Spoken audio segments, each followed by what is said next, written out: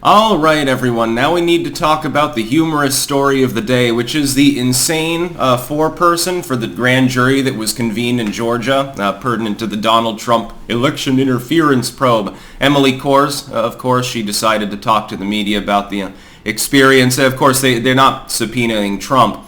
And when queried about this, she's like, "Oh well, it would have been great. It would have been wonderful.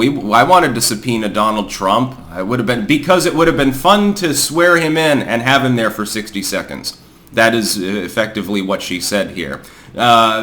That's not really the way that a grand jury that's taking its job seriously operates. Like, hey, I thought it would be a cool idea. Yeah, but we were let down. We had ended up not doing it because we heard from all these other people and we're not going to get anything extra. And so basically they considered subpoenaing, or at least she did, the former president of the United States for personal amusement to show you how serious this probe is. And do you think that the probes that are happening in New York or D.C. are any different? It's the same fucking shit. It's Trump derangement syndrome.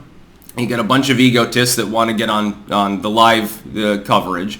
They want to give a little interview quip and put their name out there and stuff. Maybe hopefully get a date. I'm sure that's far from an achievable situation for some of these particular individuals.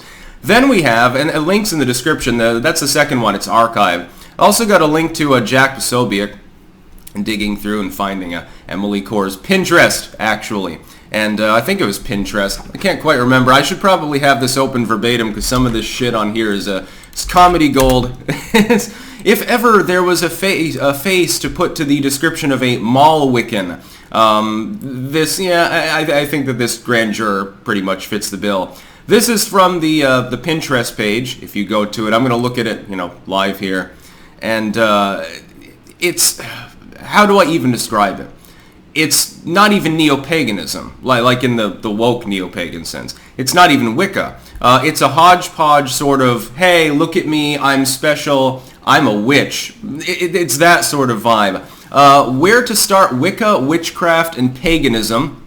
I'm out studying and newsletters and shit. Wicca and paganism are not the same thing. Let me educate maybe the younger generation of hipster mall Wiccans out there. Wicca is a postmodernist movement. It's a positive one. I have no problem with Wicca, just to be clear. Especially hedge Wicca. I like herbs and cauldrons and shit like that, and living the green lifestyle and stuff is cozy, it's positive, it's healthy, nothing wrong with it.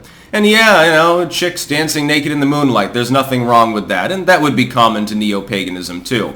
But paganism as a broad overarching concept would encompass like the hardline odalists and people who, they worship Ultima Thule and stuff like that, like Viking religion, Hellenism, the ancient Greek religion, Romans, Mithraic offshoots and things like that. And someone is worshiping the ancient Egyptian gods. It has nothing in common with Wicca. Wicca was invented by Gardner so he could see priestess titties.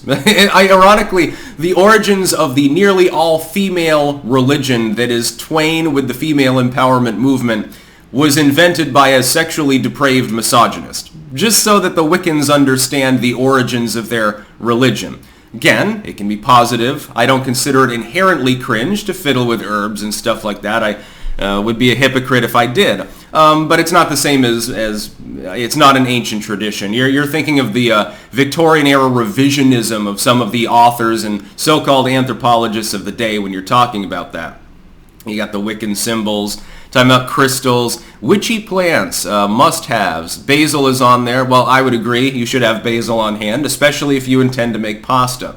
Put these crystals under your pillow. Amethyst for nightmares. Red jasper to dream recall. The infinite stone for insomnia. Howlite for restful sleep. Sorry. Herbs you can grow in water all year. There's a lot of herbs and stuff like that. The next page, you've got casting a circle, so pure Wicca. What causes damage to crystals? Okay, now you're delving into geology. That's on point.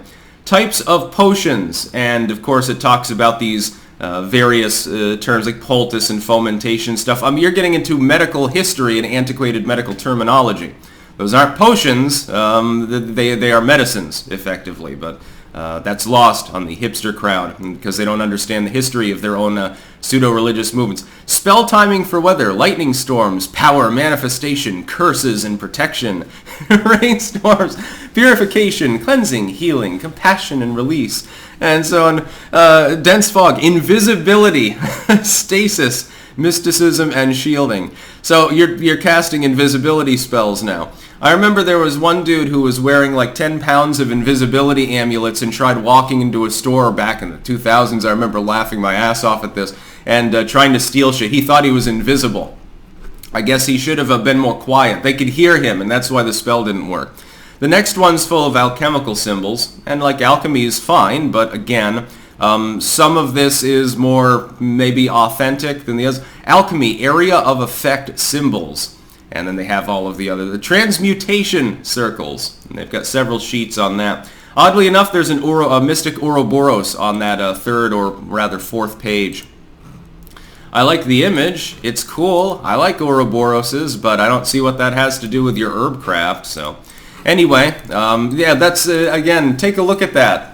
If you know anything about the occult, immediately you'll say, oh, this is a dabbler. This is a postmodern, probably radfem dabbler who at any given moment will dye her hair purple or pink or something like that. A warning color to warn other people off. To warn off all of the male feminists who will probably lurk on her content now. Wow, this is the perfect catch for me. She can support my weeb ass. That's what it is. It's what it's all about. This is hilarious. The first part is more serious, which is that the jury's foreperson, female. I will respect your gender pronouns, whatever they happen to be. I don't know and I don't care. Is telling you that they considered subpoenaing Trump solely for the novelty of subpoenaing Donald Trump. Can we expect that anything else that they did as an impaneled grand jury is therefore legitimate in any way, shape, or form? Especially when you can imagine she's about to go to the jury, she's like casting spells on Trump. She's like, I'm gonna curse him, ha ha ha. We'll indict him this time. Just 2 more weeks bluing on. I'm McLovin' it. This story is fucking great. Go through that yourself. You'll be amused, I guarantee. Have a good morning. That's about all. Peace out.